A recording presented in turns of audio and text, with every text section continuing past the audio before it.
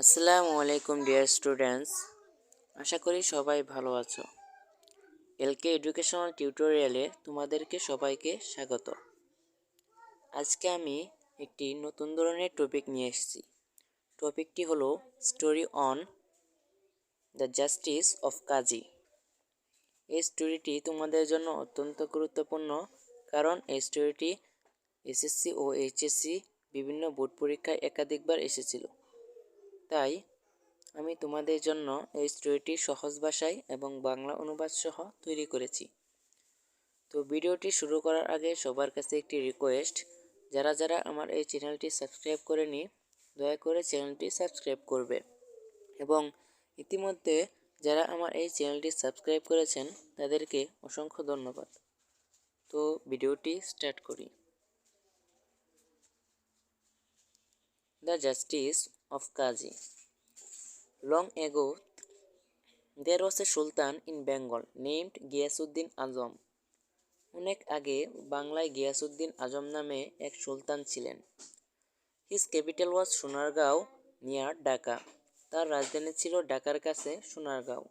He was a very just and kind ruler. তিনি ছিলেন অত্যন্ত ন্যায়পরায়ণ ও দয়ালু শাসক. The sultan's hobby was hunting. সুলতানের শখ ছিল শিকার করা. Very often he went on hunting. প্রায়ই তিনি শিকারে যেতেন.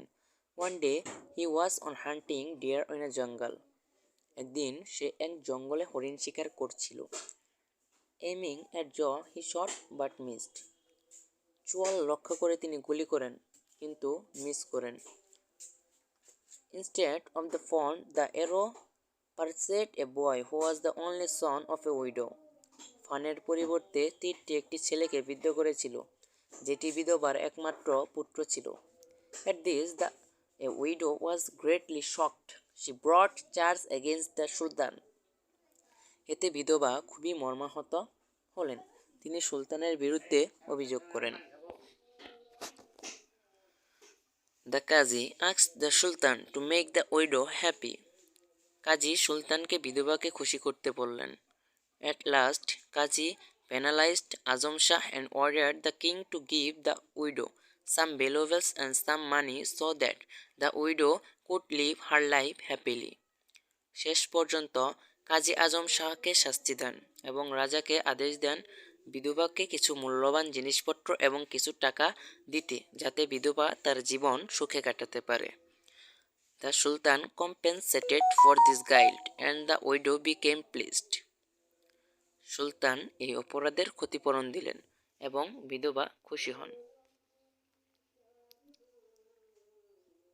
Then the Qazi embraced the sultan. তারপর কাজী সুলতানকে জড়িয়ে ধরলেন. He said, if the sultan disobeyed him, he would have punished him. তিনি বলেন, সুলতান তাকে অমান্য করলে তিনি তাকে শাস্তি দিতেন. The sultan also said, if the Qazi failed to make justice, he would have beaten the Qazi. সুলতান আরও বলেছিলেন যে কাজী যদি বিচার করতে ব্যর্থ হন তবে তিনি কাজীকে মারতেন. Then the two great men became ever friends. তারপর দুই মহাপুরুষ চির বন্ধু হয়ে ওঠেন. সো এই পর্যন্তই ছিল আমাদের এই story writing the justice of Kazi এই স্টোরিটি. সো ভিডিওটি যদি তোমাদের কাছে ভালো লাগে তাহলে অবশ্যই লাইক, কমেন্ট এবং শেয়ার করবে. আর প্রতিদিন নতুন নতুন প্যারাগ্রাফ, স্টোরি এবং বিভিন্ন ধরনের রাইটিং পেতে দয়া করে চ্যানেলটি সাবস্ক্রাইব করবে.